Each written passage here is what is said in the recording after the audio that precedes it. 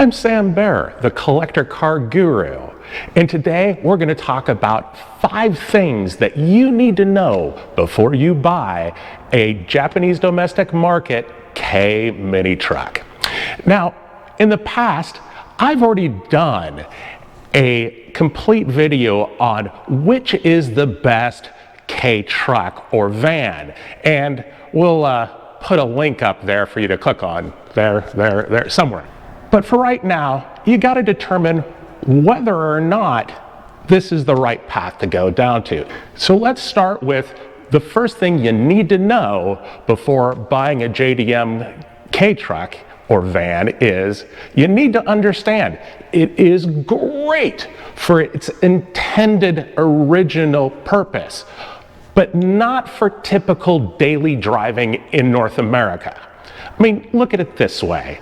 An after-hour rave in Las Vegas, great place for some late night debauchery and fun, but I'm not sure any of us would want to go there to find a future partner or to hire a competent patent attorney. So KEI trucks were designed for maneuvering around farms and commercial and industrial properties and crowded cities, not for sustained highway or interstate travel. So if you're planning on going highway speeds and interstate speeds a lot, or for sustained amount of times, these are not the vehicles for you. For instance, a Honda Acti or the street counterpart, it may have trouble on anything other than Kansas flat roads achieving anything above 55 miles an hour. Now, on the other side of the coin, the supercharged Subaru Sambars or the turbocharged Suzuki Every vans, they'll do every bit of 85 miles an hour, but that is at red line and top gear. So really, in any of these vehicles, if you're planning to go above 65 miles an hour for an extended period of time, one of 2 things is going to happen fairly quickly, or at least eventually. First, you're going to lose your sanity from all the noise from the very high revving engine, or your engine bearings are going to spin quicker than a supermodel's head in a physics class seminar on string theory. You know, it's just not meant to do that. So let's get on to number 2.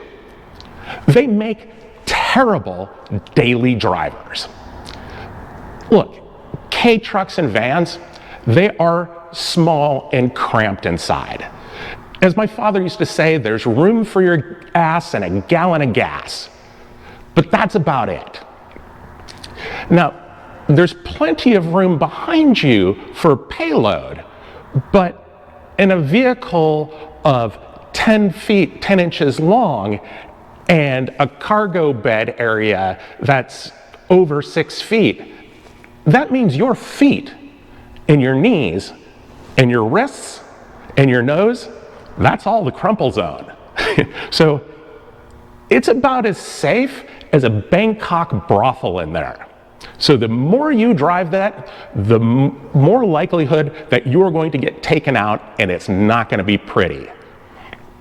Now, also, if you're relying on a KEI truck to be your daily driver, you had better have a backup plan for commuting. So, first of all, there are a limited number of shops that will take them on to repair them. It's not because they are difficult to work on, but no shop wants to tie up their precious space waiting for parts that they can't get. Now, you can get parts from suppliers in North America like GNR Imports, but now even consumable parts like road tires in the stock 12-inch size, they're extremely hard or nearly impossible to find, and when you do find them, they're exorbitantly expensive. And then that brings us directly to number 3, which is most of the KEI trucks and vans that are available for sale right now, either to be imported from Japan or in North America, they're already worn out, rusty pieces of junk. So consider this.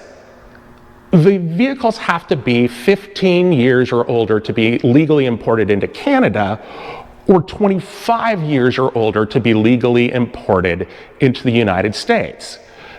The rest of the world, well, they don't have those limits. So all the nicest ones, they've already gone to Europe or to Africa or other parts of Asia. And the ones that came into the United States, well, most shoppers weren't savvy enough to have the vehicles inspected before going to auction or buying from auction in Japan. So most of the K trucks and vans here are just garbage. And that means if you're relying on them for commuting or for even long fun trips on the weekends or weekend warrior get stuff done, you're likely going to find one that's gonna have issues. So look, buy the best one you can if you want to buy one, and keep it indoors because these things are so rust prone. Now, the next thing on our list, number 4, is even though it's a question of buy, if you decide to go forward, you're going to have limited financing options. So you better have cash to pay for it outright. Now, the reason this is that, well, as far as a financing company looks at it, nobody in their right mind would spend $5,000 to $12,000 to buy or import a 25-year-old worn-out truck when they could get a safer, more reliable, more comprehensive, more capable truck or SUV in the United States. I mean, for under $5,000, you could buy a 25-year-old Suburban or Yukon or GMC 2500. So financing companies, they're not willing to take that risk. And even if you have the cash, number 5, you might have trouble licensing a K truck or van in your state. Already, many states, Oregon, Pennsylvania, New York, California, make it nearly impossible or impossible to title and register and license for the road a K truck or a K van with 660cc sized engines.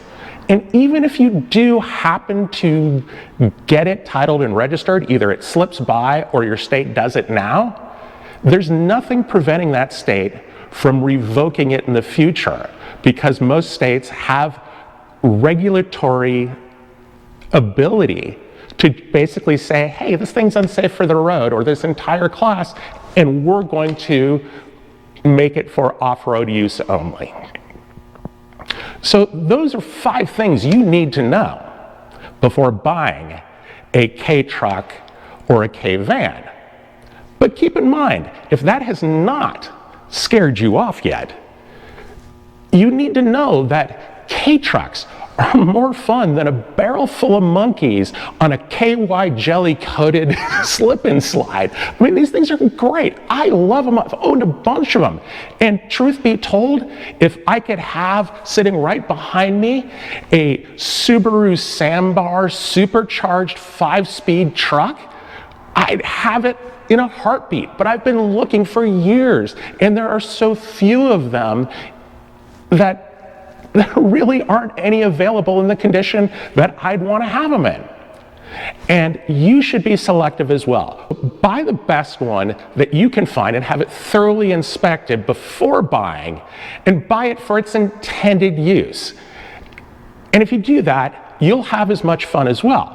But if you just shoot from the hip, buy a bad one, or find one that hasn't been inspected and take a risk, or you buy it without going through all this due diligence to see what it's going to cost to import or to register in your state, well, you may rue the day. Rue the day? I mean, who says rue the day anymore? Anyways, I'm the collector car guru, Sam Barer. Like, comment, subscribe. Tell me what kind of JDM K van or truck you have or you'd like to get. And we'll see you next time.